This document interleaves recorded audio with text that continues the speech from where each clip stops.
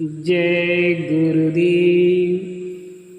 दूरदर्शी आवाज़ मासिक पत्रिका 1 जुलाई 2021। जय गुरुदेव डायरी से। जब मैं गुरु के पास पहुंचा तो कार्तिक का महीना था। जाड़ा प्रारंभ हो रहा था। गुरु महाराज ने दर्शन देते ही मुझे उपदेश दे दिया। मैंने उनकी आज्ञा लेकर साधना प्रारंभ कर दिया। जिस दिन से साधना शुरू किया उसी दिन से चित्त की चंचलता अधिक शुरू हो गई। परंतु गुरु से अर्ज करता रहता, मेरा चित्त स्थिर नहीं रहता है। वक्त साधन के भाग दौड़ लगाता रहता है। गुरु समझाते थे कि साधना के समय तुम हमारे रूप का दर्शन कर लिया करो और जब मन न माने तो रोया करो। जब साधन में चित्त, मन और इंद्रियां चलायमान हो जाती थी तो मैं गुरु के देह स्वरूप आकार को ध्यान में लाता था। जब गुरु का आकार सामने आता था तो उस वक्त मन चित्त रुक जाया करता था और किसी जगह नहीं भागता था। जब चित्त मन एक जगह रुक गया तो वक्त भजन करते समय शब्द, घंटा, शंख और ऊपर की धुन सुनाई देती थी। धुन सुनने से बहुत आनंद आता था। मालूम होता था कि मैं गर्मी से सर्दी में आ गया हूँ और ये सर्दी अधिक शीतल देने वाली है। मुझे अनुभव हुआ है। जब इच्छा जगी, मालूम हुआ कि घास के ढेर में आग लगा दी है और अग्नि प्रचंड रूप धारण कर चुकी है। इसी तरह एक झोंका था। मैं पास ही में था। फिर गुरु के पास पहुंच गया। गुरु ने अंतर्भाव से देखा, उसी तरह समझाया और कहा कि तुम हमारे पास रहो और साधन करो, बाहर मत कहीं जाओ। कुछ दिन बाद ये अंग जो विकारी प्रकट हुआ है खत्म हो जाएगा। गुरु की कृपा लेकर और पास रहकर साधन में लग गया। कुछ दिन बाद इंद्रियों का अंग चला गया और गुरु बहुत प्रिय सत्संगी हितकर मालूम होने लगे। अंतर में लगातार भजन करने की इच्छा जाग गई और मैं साधन में लग गया।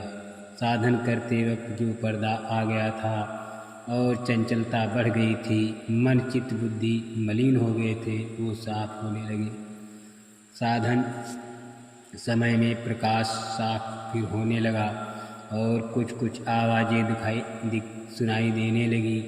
मालूम होता था कि आवाज़ से मकान गूंजने लगा और आवाज़ सुनकर बहुत अच्छा लगता है। एक दिन मैं एक सत्संगी के यहाँ गया जो कि थोड़े दिनों से सत्संगी हुआ था। उसके पूर्व में वो सत्संगी मांस शराब खाता, अनाचार करता था, परंतु सत्संग में आकर उसे मांस शराब खाना पीना त्याग दिया। अपने घर बुलाकर भाव से सहित भोजन कराया। जैसे ही भोजन किया कि चित्त मन बुद्धि खराब हो गई। अगर गुरु के पास ना पहुँचता तो यह निसंदेह है कि मैं बह जाता। गुरु के समीप पहुँचते ही गुरु ने मीठे स्वर से उच्च शब्द उच्चारण किए। किसी सत्संगी के यहाँ संकोच में भोजन नहीं करना चाहिए, क्योंकि एकाएक उसके कर्म नष्ट नहीं होते हैं। सत्संग में शरीक किया है, अब उसका इलाज कर्म काटना होगा।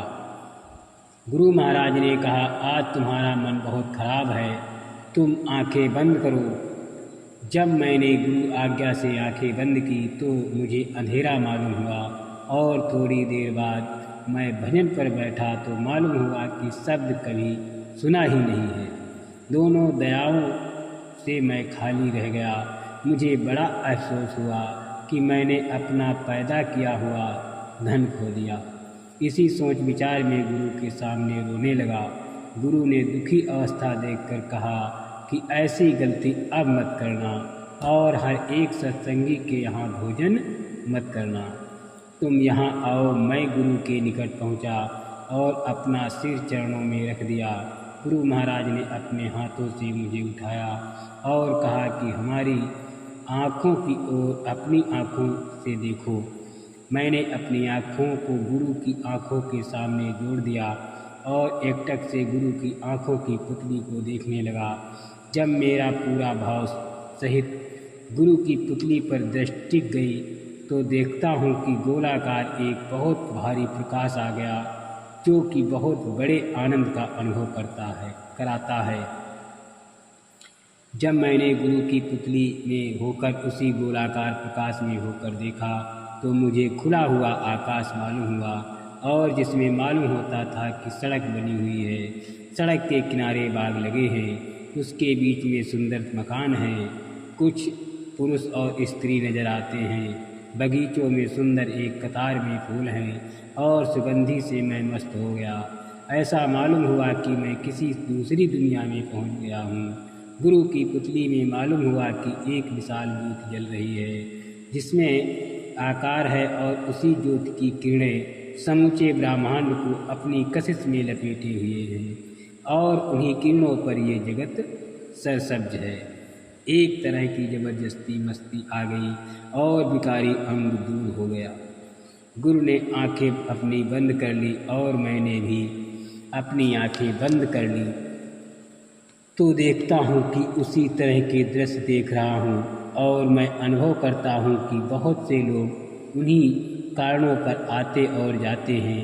आना और जाना होता है। इच्छा हुई कि देखूं कहाँ जाते हैं। एक तख्त सुंदर है जिस पर सूरतें लिंग आकार में चढ़ती हैं। मालूम होता है कि डोरियाँ लगी हुई हैं, उसको कोई खींचता है, और कुछ शक्लें भयानक मालूम होती हैं जो कि सूरतों के साथ जा रही हैं।